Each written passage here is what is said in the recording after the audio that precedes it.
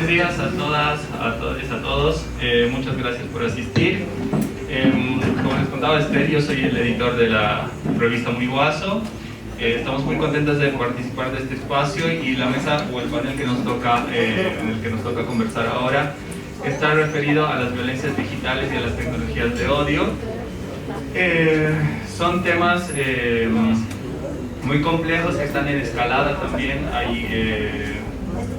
Hay como un crecimiento de los discursos de odio en las plataformas digitales y creo que estamos muy poco enterados de cómo funcionan estas tecnologías de odio, cómo se difunden estos discursos de odio, cómo se ejercen las violencias digitales, cómo identificarlas. Entonces, con nuestras panelistas, entre las que están Luan Méndez, Fabio Schwed, Wendy Pérez y Marcela Los Santos, que nos va a enviar un pequeño video porque no está en el país, no está en Bolivia. Ella nos acompañará, aquí se me fue el dato, pero nos va a enviar un video para poder conversar acerca de estos temas. Entonces, nada, voy a pasar a invitar a nuestras panelistas.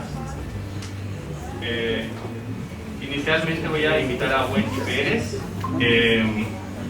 Wendy Pérez es directora del Servicio Plurinacional de la Mujer y de la Despatriarcalización Ana María Romero. Trabaja en formación en gestión educativa y turismo ecológico y cultural. Ha sido responsable de diversos programas y proyectos con temáticas educativas y de recuperación de las raíces afrobolivianas. También ha trabajado en temas de liderazgo y resolución de conflictos con proyectos de educación ambiental para jóvenes y adultos. Bueno, un aplauso para Wendy, que nos está acompañando. Muchas gracias. El siguiente panelista es Fabio Schwed. No sé si estoy pronunciando bien el apellido, pero pido disculpas por eso, pero Fabio es responsable de incidencia política y derechos humanos de ADESPROC Libertad.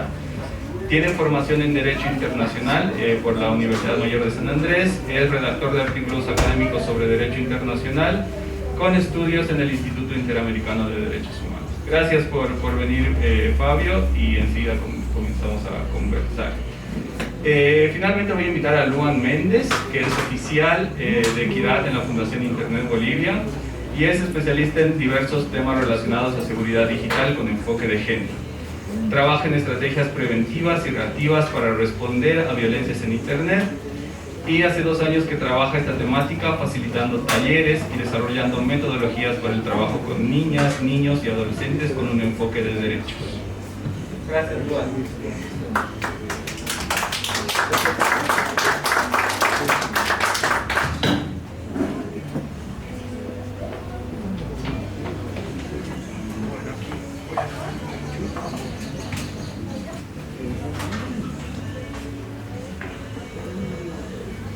Bueno, como les comentaba, la temática de esta mesa es violencias digitales y tecnologías de odio. Un poco la pregunta que nos guía en general o que nos va a guiar en esta discusión es ¿qué estrategias podemos generar para luchar contra las violencias digitales? Para comenzar con una serie de preguntas, me gustaría que para tener un poquito de contexto, porque no todas ni todos estamos enterados sobre cómo funcionan las violencias digitales, qué son las violencias digitales o qué son las tecnologías de odio, ¿no? Entonces me gustaría que cada uno desde su experticia, nos comenten un poquito cómo perciben las violencias digitales, qué características tienen las tecnologías de odio en nuestro país, en Bolivia, en nuestro contexto, y quizás un poquito para ir adelantando las siguientes preguntas, qué acciones se podrían tomar para frenar su avance, o en su caso, si ustedes ven que estamos normalizando este tipo de violencias y que no les estamos echando la atención suficiente. Quizás podemos comenzar con Wendy. Hola, muy buenos días, muchas gracias por la invitación. Creo que es importante mencionar que estos temas digitales siguen siendo una brecha, ¿no? Si bien nos facilita la vida definitivamente en muchos casos la comunicación, pero también siguen habiendo brechas que creo que no hemos estado preparados para enfrentarnos a este mundo digital desde los diferentes espacios, ¿no? Hay mucha gente que sí conoce bastante, pero hay gente que también no la conoce y que también pone en un estado de vulnerabilidad en muchos casos, especialmente en casos de mujeres, niñas, peor en el área urbana. Y bueno, ¿no? Y es más fácil esconderse tras una pantalla o tras un teléfono móvil para poder realizar comentarios de odio, comentarios de discriminación, hacer diferentes tipos de chantajes hacia las personas, ¿no? Porque no tenemos una normativa todavía en nuestro país que pueda ponerle límites a todo eso, ¿no? El espacio más fácil, digamos, o más inseguro es también los temas digitales, ¿no? Porque desde ahí puedes hacer 20.000 cosas y muy fácilmente no te pueden encontrar, y tampoco hay una sanción real que se pueda brindar a estos casos, ¿no? Todavía se sigue luchando cuando hay denuncias de este tipo, no hay una normativa que te dé una respuesta real. Sabemos que el tema de la justicia es un tema pendiente en nuestro país, pero imagínense en casos digitales es peor, ¿no? Eso es lo que podría comentar. Luan, ¿qué nos puedes comentar? Súper, muchas gracias. Bueno, para empezar hay que entender que las violencias digitales no son violencias nuevas, ¿sí? Tendemos a pensar que son violencias nuevas porque pasan en el mundo digital. Sin embargo, la estructura del problema de las violencias digitales es la misma que de la violencia a las mujeres, que de la violencia a las niñas y a los adolescentes, ¿sí? El problema estructural es el mismo. ¿Cuál sería este problema? El patriarcado, el machismo, el capitalismo, el adultocentrismo, etc. Desde el Centro de SOS de Seguridad Digital, en el que yo formo parte y formo parte también de la Fundación Internet Bolivia, hemos visto que existen varios tipos de violencia digital, pero hay unos más comunes, ¿no? En el último año hemos visto que el abuso sexual mediante las TIC es una de las violencias que más están enfrentando las mujeres en Bolivia, ¿no? ¿Qué es esa violencia? El abuso sexual mediante las TIC hace referencia cuando una persona, sin el consentimiento, comparte fotos íntimas de otra, ¿no? O la amenaza con publicarlas, o la extorsiona pidiéndoles dinero para no publicarlas, ¿no? Ese es uno de los tipos de violencia digital más comunes. Otro es el acoso, ¿no? Que es como el acoso que las mujeres recibimos fuera de internet, que se traspasa al mundo digital, cuando recibimos mensajes no solicitados, mensajes reiterativos, cuando ya hemos dicho que ya no queremos recibir esto. Es acoso. Y otra violencia que está, digamos, entre las que más se enfrentan las mujeres es la difusión, el uso de datos personales con el objetivo de molestar, ¿no? ¿Qué es esto? Cuando alguien publica nuestro número de teléfono, nuestra dirección, el trabajo, la dirección del trabajo de nuestra oficina. Es importante mencionar que las violencias digitales trabajan de forma conjunta, es decir, una mujer que está enfrentando violencia digital muchas veces se enfrenta a 3 violencias digitales al mismo tiempo, ¿sí? No solo a una. Y también es importante recalcar que como estas violencias digitales se alimentan entre sí, también la violencia puede empezar en el ámbito digital y traspasar al ámbito fuera de internet, ¿no? Entonces es como que cómo las violencias trabajan en internet, fuera de internet, y cómo se relacionan entre sí. ¿Quiénes son las personas que están más enfrentando estos tipos de violencia? Por ejemplo, son las mujeres, hemos visto, las niñas, las adolescentes, la comunidad LGBT y las personas adultas mayores. Muchas gracias, Luan. Fabio, ¿qué nos podrías comentar? Muchas gracias. Bueno, creo que cuando hablamos de violencia digital, en realidad tenemos que tomar en cuenta que si hay un trasfondo de derecho aquí, ¿no? Porque es un tema de derecho de datos y de información. Es la manipulación arbitraria de la información que se tiene sobre una persona sin el consentimiento de la persona, ¿no? Puede ser fotografías, puede ser información personal, eso por una parte, y por otra parte el acoso. Entonces, efectivamente coincido totalmente en que es un tema estructural, es un tema de poder. Básicamente es por eso también que poblaciones vulnerables también son víctimas de este tipo de violencia, ¿no? Están dentro de este tipo de violencia. El diagnóstico es lamentable, ¿no? Porque si bien existe el derecho, se tiene que desarrollar. Entonces no hay cómo acceder a justicia. Hay un problema también en el acceso a la justicia, ¿no? De hecho, ya una persona que sufre violencia física, por decirlo así, no obtiene justicia, no puede acceder a la justicia, ve mucho menos probable el poder acceder a la justicia cuando se trata de violencia digital. Y hay una tendencia a normalizar esta situación, ¿no? Es decir, me ha sucedido, pero bueno, ya, ni modo, ¿qué voy a hacer? O sea, si ni siquiera están pudiendo aclarar casos de feminicidios o de asesinatos a personas trans, entonces, peor aún, hay una desconfianza total en el sistema de justicia, en el acceso a la justicia, a pesar de que exista normativa y que el derecho está, ¿no? El derecho a la protección de datos, y tal vez analizar un poco más desde una mirada jurídica cómo se podría acceder a la justicia en este punto de partida, ¿no? La población con diversa orientación sexual y identidad de género es también una de las poblaciones vulnerables en este caso, que sufre este tipo de violencias porque es fácil esconderse detrás de una pantalla, ¿no? Entonces, cuando hay alguna política pública o se ve que están saliendo como medidas positivas para la población LGTB, si ustedes entran a los comentarios son terribles, ¿no? O sea, es decir, son sumamente negativos. Entonces, pero no todos los discursos son discursos de odio, ¿no? Es decir, vale la pena ver el tema de la libertad de expresión, que creo que lo vamos a desarrollar más adelante. Sí, gracias, Fabio. Bueno, primero me gustaría destacar un poquito la diversidad de las mesas que ha armado la Fundación Internet Bolivia. Me parece que es muy interesante tener distintas perspectivas. Ha sucedido en la mesa anterior y está sucediendo también en esta, que desde distintas áreas de experticia nos ofrecen distintas perspectivas, y eso creo que es muy nutritivo, porque generalmente cuando se habla de digitalidades y tecnología se tiende a tener discusiones muy especializadas que dejan de lado a la mayoría de la población, ¿no? Eso por un lado. Segundo, creo que hay temas que se retoman desde la primera charla, por ejemplo esto de la brecha que mencionaba Wendy, que finalmente son las niñas, las mujeres, las diversidades también, las personas racializadas también, las que más sufren estas violencias, tanto en los espacios que son físicos como en los espacios virtuales, ¿no?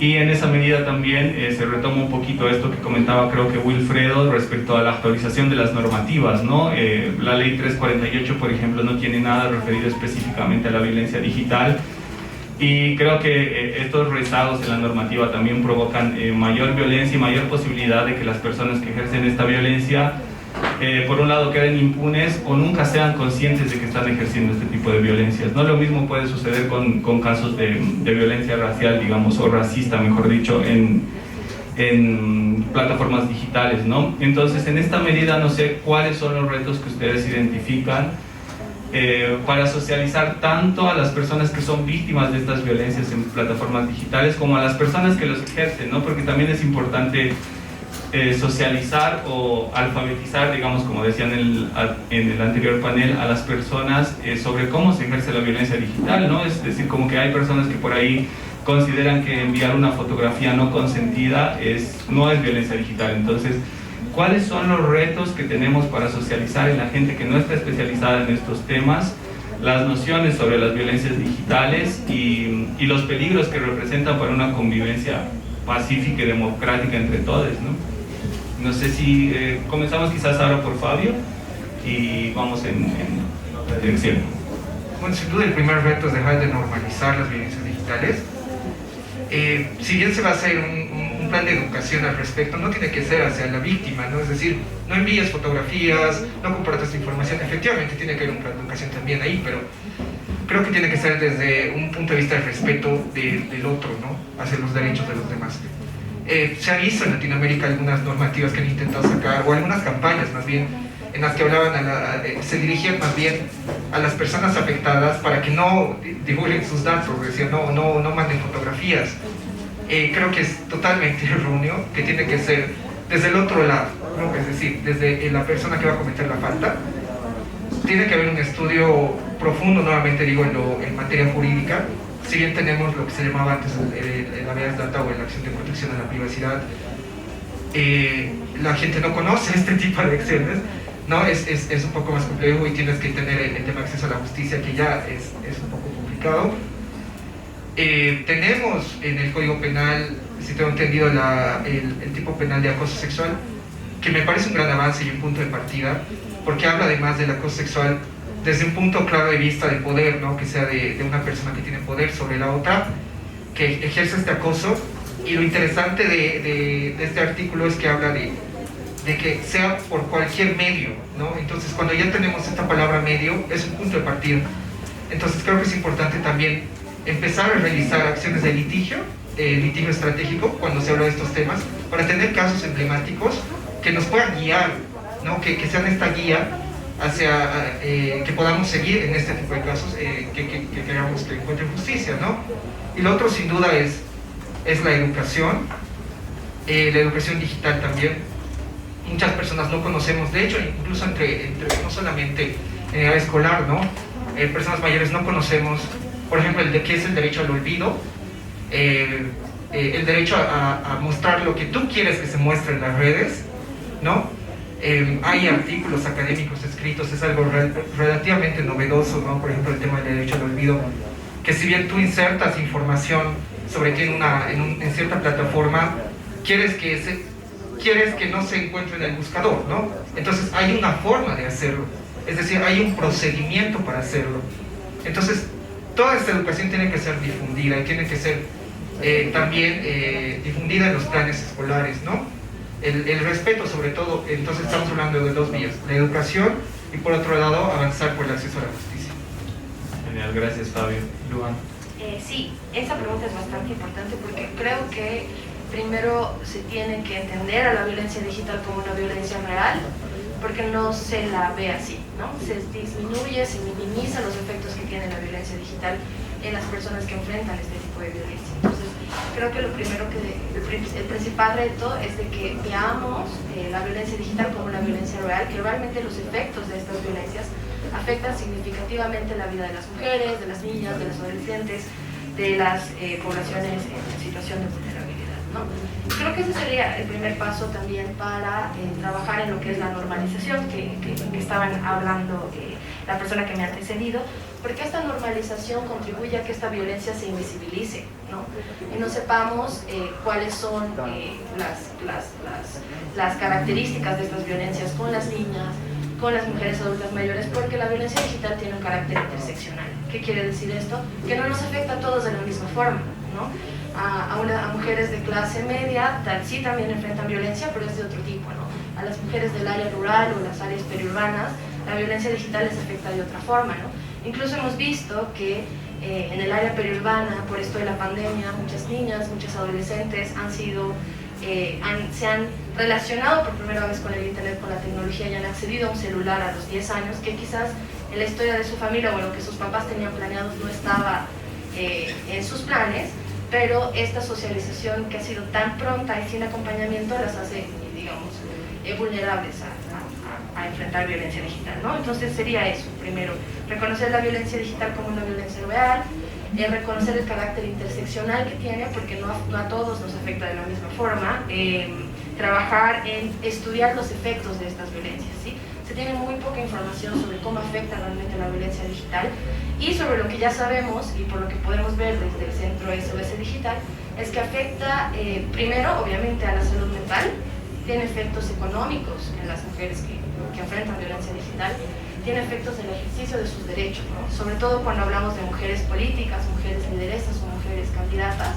cuando ellas son atacadas, cuando realizan sus campañas en internet, están afectando directamente a sus derechos políticos, ¿no?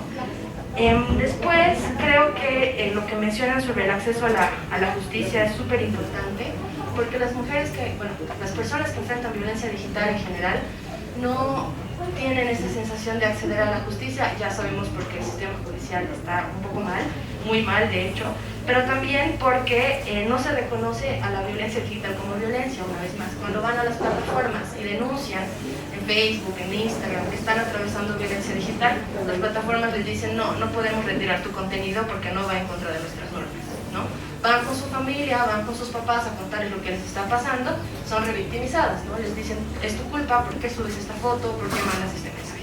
Entonces, realmente, la situación de las personas que enfrentan violencia digital, en la sensación de sentir que acceden a una reparación integral de daños, no existe, ¿no? Porque a todos lados donde se dirigen hay como una puerta que se cierra.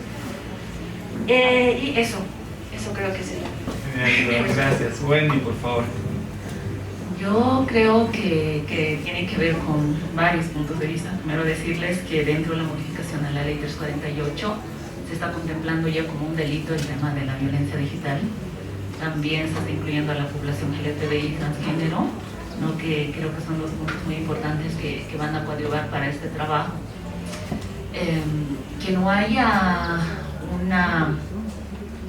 dentro del sistema judicial un tipo de tipificación y no haya cómo poder sancionar este tipo de delitos tiene que ver mucho con que la tecnología ha llegado, ¿no?, último a nuestro país, y nuestras leyes siguen quedándose en el pasado. Muchas de nuestras leyes en sí, todo el sistema judicial no se ha podido, no hay una reforma, o no ha habido una reforma que esperemos que lo haya en el futuro, y que se puedan tomar en cuenta todas estas cosas que han venido dándose dentro de nuestra sociedad. Uno de los retos importantes que se trabaje en prevención, ¿no? Trabajar en prevención en los diferentes espacios, no tanto para el tema de violencia digital y todas las otras violencias que están en nuestro país, que realmente es un tema pendiente también para con las mujeres, y todos los espacios que no hemos trabajado de manera continua en el tema de prevención. Hay que preparar a la gente, si bien, como decía la compañera, por todo el tema que ha pasado, por todo el tema de pandemia, hay gente que de manera casi obligatoria han tenido que enfrentarse a un mundo digital. Jóvenes de 10, 9, 11 años que han tenido que tener un teléfono móvil cuando tu papá, tu mamá no tienen idea cómo funciona esto. Entonces ellos pueden acceder a cualquier tipo de páginas, pueden ser captados por el tema de trata. Entonces hay que trabajar en un sistema de prevención digital también, ¿no? Hay que pensar cómo se hace una estrategia de cómo prevenimos la violencia digital en ese espacio digital, ¿no? Que en redes, cuando comparten estos temas, ¿no?, de insultos, el sexualizar muchas veces los cuerpos de las mujeres, que es lo más típico, ¿no?, que para todos se utiliza el cuerpo de una mujer, que no es bueno compartirlo. Cuando hay todos esos tipos de mensajes, que la gente tiene que entender que eso no es normal y que no debemos compartir. También parte de ahí, ¿no?, de que cada uno no tienes que seguir compartiendo lo que ves que no esté bien, ¿no? Entonces también se tiene que pensar, yo creo que no a futuro, el tema de pensar en poner reglamentar todo este tipo de contenidos que pueden estar en redes. Sabemos que es muy complicado, que también tiene que ver con la libertad de expresión que muchas veces se dice, ¿no? Pero yo creo que hay límites, cuál es libertad de expresión y cuál es el exponer o estar cometiendo un delito contra otra persona. Gracias, Wendy. Sí, creo que hay temas transversales que están surgiendo desde la primera conversación, especialmente esto de las brechas de acceso y uso. Son las personas que más tarde acceden a conexiones o a dispositivos tecnológicos las que están más vulnerables también frente a los riesgos que se presentan en estos espacios. Lo de la normativa también, y lo de las acciones desde las autoridades legislativas y ejecutivas en los distintos niveles del Estado, creo que también es importante actualizar las normas. Son temas que están surgiendo desde el inicio de este encuentro del Festival Digitalidades, y me parece que van a ser una de las reflexiones con las que nos vamos a ir hoy día. Los tres acaban de plantear temas que van orientados también respecto a la educación, ¿no? La importancia de concienciar a la población en general sobre estos temas, sobre estas violencias. Y también surgía este tema de la moderación de los contenidos, ¿no?, que lo planteaban Lu y Wendy, que es un tema bien complejo en las redes sociales. Siempre se suele como que polemizar mucho alrededor de este tema, cuáles son los límites entre la libertad de expresión y la moderación de los contenidos, cómo identificamos los discursos de odio y cómo reaccionamos frente a ellos. Entonces me gustaría quizás consultarles, primero Wendy quizás podría ampliar un poquito sobre la complejidad de este tema, ¿no? Libertad de expresión, odio, cómo encontramos un punto intermedio en la parte más, digamos, como normativa, qué riesgos hay de normar, porque muchas veces los sectores que suelen difundir discursos de odio, sectores ultraconservadores con discursos racistas, sexistas, antifeministas, antidiversidades, suelen acogerse a esto tan a veces ambiguo o tan amplio que es la libertad de expresión, ¿no? Entonces no sé si Wendy podrías comentarnos un poquito cuál es son las dificultades a nivel normativo, cuáles son los retos para poder encontrar un sano equilibrio entre esta libertad de expresión y la moderación de contenidos que propicia violencias digitales, ¿no? Yo creo que hay que revisar, como decía, revisar la normativa, porque el código de imprenta que se tiene es algo igual que se tiene de hace demasiados años. Tenemos que entender que las culturas son dinámicas y han cambiado, y estos temas digitales igual se han ido modernizando, ¿no? El tema de estar en redes es demasiado complejo, porque tiene que pensar su verse, abrir un espacio de discusión. ¿Qué es lo que das a la población como un informe? ¿Qué le hace bien a la población? ¿Y qué está causando daño psicológico prácticamente a este otro sector de la población? Porque si bien durante años no se han estigmatizado, se han lanzado diferentes tipos de discursos que muchas veces hemos creído que eran normales, ¿no? Con todo el cambio que se ha venido dando, se ha visto que no es normal, que hace daño, que perjudica a un sector de la población. Entonces eso se tiene que entender y se lo tiene que conversar, o se lo tienen que debatir y decir y ponerle límites, porque si no hay un límite es demasiado complicado, porque siempre vas a decir, no, yo tengo derecho, puedo expresarme como yo quiera. Pero si es expresarme como yo quiero, le causa daño a otra persona, entonces tenemos que pensar y repensar, replantearnos, ¿no? Desde nuestra comunidad, desde nuestra comodidad que nos dé el estatus social que tengamos, o los diferentes temas que hay dentro de nuestra sociedad, ¿no? El tema económico, o que vivas en circunstancias diferentes, y que durante años eso ha sido tu privilegio. Tu privilegio ha dañado a muchas personas. Tenemos que repensar. Yo sé que es demasiado complicado renunciar a ciertos privilegios que nos ha dado la sociedad, que nos ha dado los diferentes espacios, pero hay que conversar, ¿no? Pienso que hay que conversar, que a veces, muchas veces es demasiado complicado, ¿sí?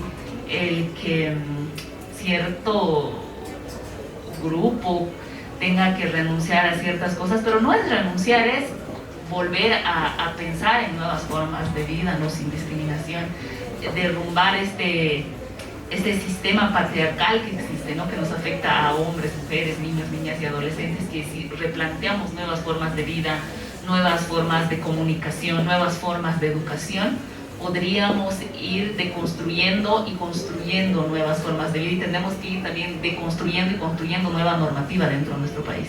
Gracias, Wendy. Y sí, como dices, es un diálogo bastante complicado, y más en un ambiente en el que hay mucha desinformación, y también hay, a partir de esa desinformación, una polarización en la sociedad, ¿no? Esa es una de las mesas, uno de los paneles que vamos a tener por la tarde, así que los invitamos también a quienes puedan acompañarnos durante la tarde. Lu, a partir de tu experiencia, más un nivel tecnológico, de capacitación en habilidades tecnológicas a mujeres, a niñas, adolescentes, ¿qué retos encuentras tú respecto a justamente a compartir esta formación con las mujeres, con las jóvenes, para que sepan cómo autocuidarse, digamos, protegerse, y también las limitaciones que hay respecto a la moderación de contenidos en las plataformas digitales más comunes, digamos, ¿no? Súper. Bueno, empezando por estos retos que hemos encontrado cuando capacitamos o hacemos talleres con mujeres o con niñas y adolescentes, el principal reto es la brecha digital, ¿no? Porque no todas las personas tienen el mismo acceso a dispositivos, ya sea celular, computadora, y mucho menos a conocimientos, ¿no? Entonces, es muy difícil ir a áreas periurbanas para mostrarles cómo proteger sus cuentas de Facebook, digamos, cuando no saben hacer 3 pasos antes de eso. Entonces, muchas veces los talleres de seguridad digital y el trabajo de seguridad digital que realizamos empieza por alfabetización digital, para que ellas ya puedan entender más o menos cómo funciona todo este mundo de Internet, cuáles son los riesgos, y a partir de ahí ya recién podemos brindarles algunas herramientas, sembrar en ellas quizás un análisis de riesgos, para que cuando estén frente a una situación sepan qué decisión tomar, ¿no? Entonces ese es uno de los principales riesgos de la brecha digital. Sobre la segunda pregunta de los retos de la moderación de contenido, es bien importante entender también que hay, que las plataformas no son transparentes en lo que ellos entienden por, digamos, discurso de odio. Si nosotros nos dirigimos a las normas comunitarias de Facebook, sí sabemos lo que no permiten, ¿no? Lo que está prohibido en sus plataformas, pero no sabemos qué entienden por eso. El abuso sexual, digamos, está prohibido en Facebook, no sabemos qué entiende Facebook por abuso sexual, ¿no? Entonces, uno de los principales problemas a la hora de moderar contenido de las empresas es que no son transparentes. Entonces, ellos nos pueden decir, sí, estamos moderando un discurso de odio, pero no sabemos qué están entendiendo ellos por discurso de odio, ¿no? Otro problema fundamental está en que las formas en las que se denuncian o los procedimientos que se hacen para denunciar vulneraciones a sus normas comunitarias, que son las violencias que están enfrentando las mujeres en Facebook o en estas plataformas, es de que son muy difíciles de entender a veces.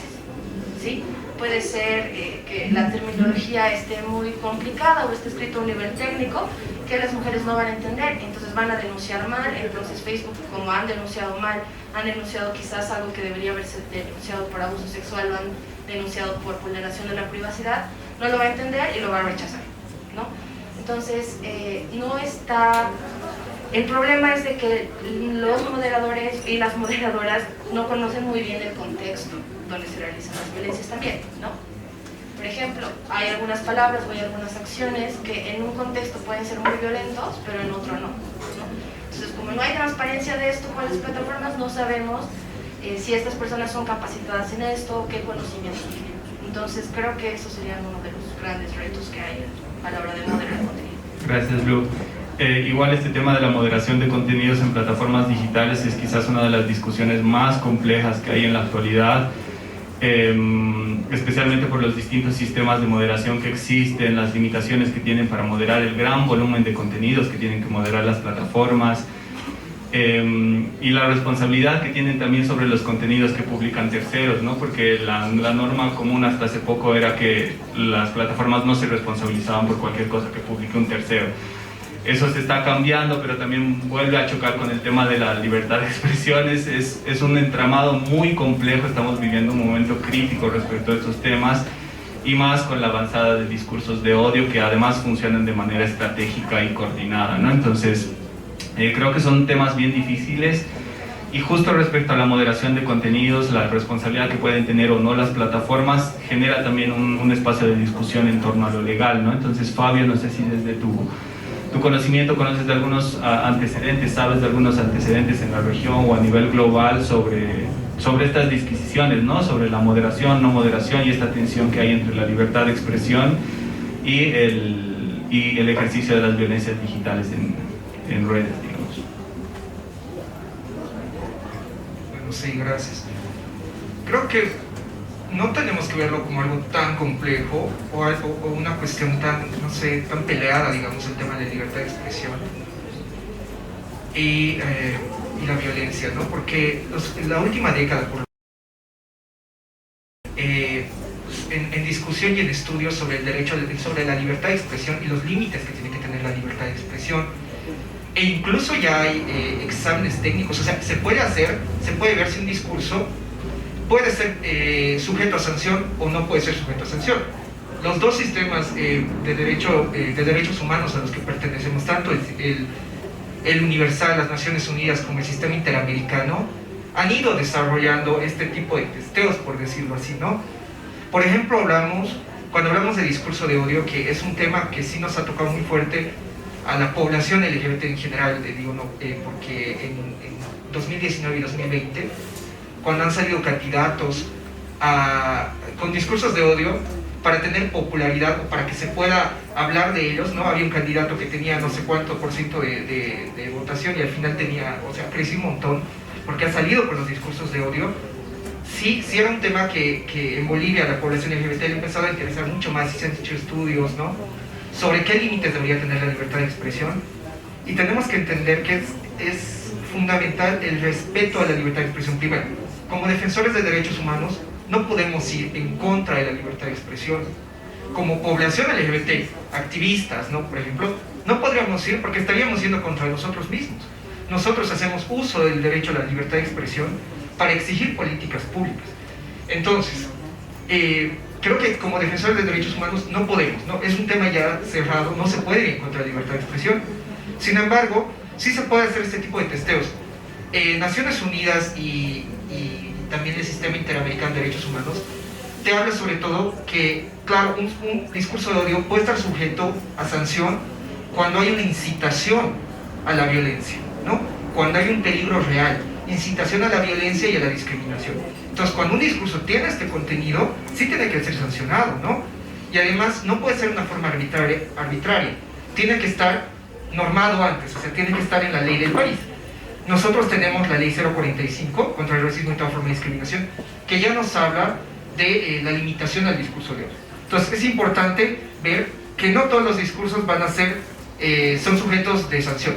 Hay discursos, es como graditas, digamos, ¿no?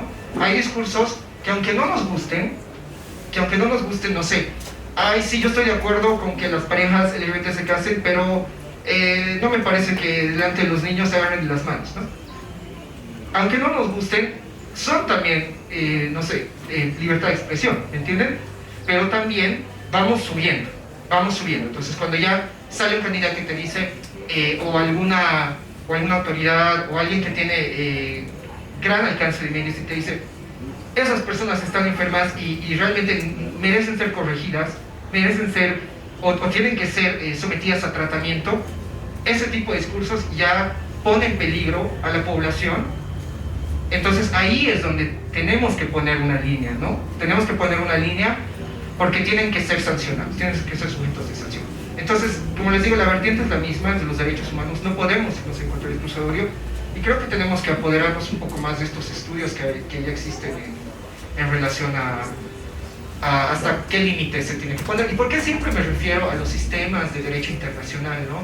Mucha gente me dice, sí, pero ¿qué es lo local? Porque de alguna manera son vinculantes, ¿no? O sea, nosotros en el ejercicio de nuestra soberanía como Estado firmamos estos tratados, nos sometemos a estos porque lo hacemos en el ejercicio de nuestra soberanía para cumplir tratados en materia de derechos humanos.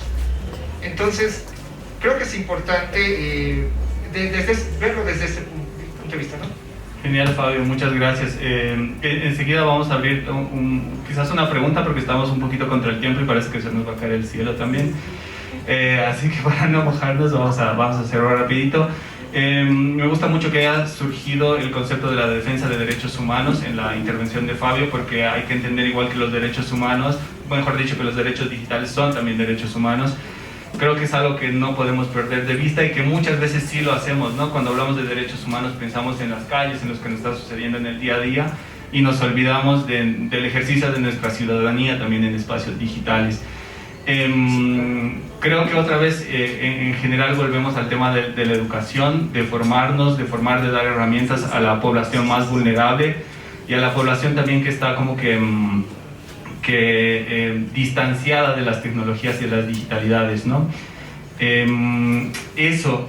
Muchísimas gracias. Ahora tenemos, no sé si tenemos listo el video de Marcela Los Santos, que queremos usar ese video para poder cerrar la mesa, y mientras tanto podemos ir con la pregunta, quizás breve, porfa, para que podamos continuar después con el video. Más en sí no pregunta, sino aclaratoria, porque el tema de sancionar, hermano, yo estoy en contra de ese pensamiento, porque es lo mismo que hace el victimario, ¿verdad?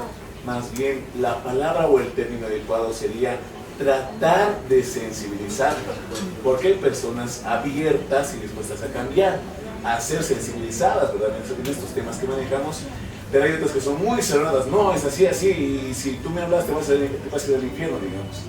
Y también tenemos que ampliar el panorama, no solamente con las poblaciones vulnerables, porque el tema de violencia digital está en grupos de compra-venta de productos, está en grupos de estafas, en WhatsApp, entonces está presente y fuertemente en la política, no solo es un tema de las poblaciones vulnerables. Obviamente que es importante no descartar ese punto, pero hay que ampliar el panorama y se da también fuertemente en estos espacios, ¿verdad? y de parte de líderes políticos, de parte de líderes de opinión. Entonces es un círculo vicioso y también felicitarles por esta actividad que han hecho. Listo, muchísimas gracias. Sí, creo que estamos completamente de acuerdo igual con tu intervención y sí, igual creo que lo que mencionaba Luan respecto a la interseccionalidad tiene que ver con eso que decías, ¿no? Que las violencias se ejercen en distintos lados y ahí Fabio igual tiene ahí unas cositas para replicar.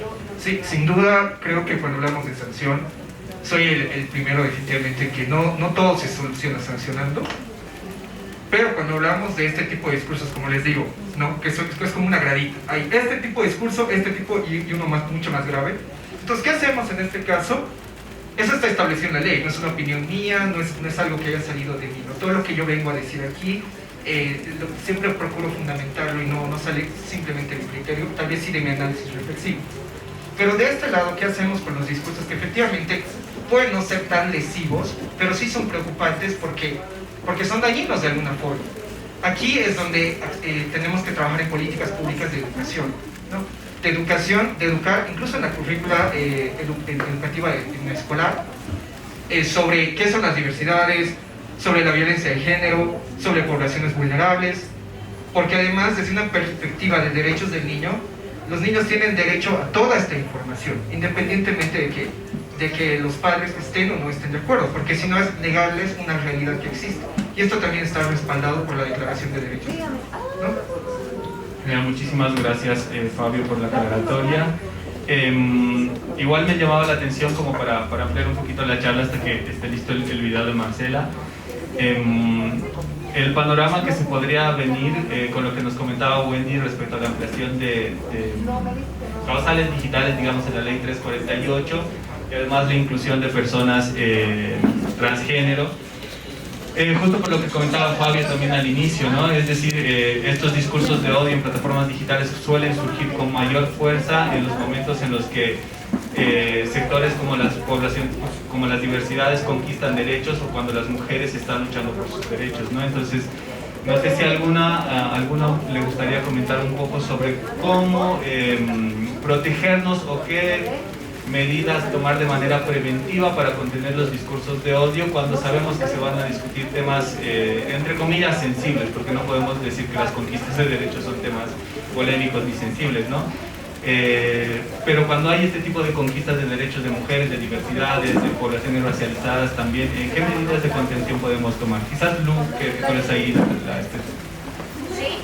se me ocurre que si tenemos la sensación o sabemos que va a venir una ola de discurso de odio por algo que vamos a decir, por algo que vamos a hacer o por algo que vamos a denunciar, lo principal es verificar si en internet están tus datos personales, los datos personales que te pueden identificar, ¿no? Como tu número de teléfono, dirección, trabajo, para quitarlos de ahí, porque obviamente estas personas que van a querer hacerte daño, lo primero que van a hacer es buscar información de ti en internet para luego exponerla o usarla en tu contra, ¿no? Después de cuidar mucho nuestras cuentas, ¿no? Activar la verificación en los pasos de nuestras cuentas de Facebook, de WhatsApp, porque una vez más estas personas van a querer acceder a la mayor cantidad de información sobre nosotros, o quizás incluso quieran quitarnos nuestro canal de comunicación, que muchas veces es nuestro perfil, la página de nuestros colectivos, nuestro perfil de Twitter o incluso nuestro WhatsApp, ¿no? Que ahí tenemos varios grupos, ¿no? Entonces, cambiar las contraseñas y activar la verificación en los pasos para maximizar la seguridad de las cuentas. Muchísimas gracias, Lu. Muchas gracias igual Wendy y Fabio por sus intervenciones, por su participación.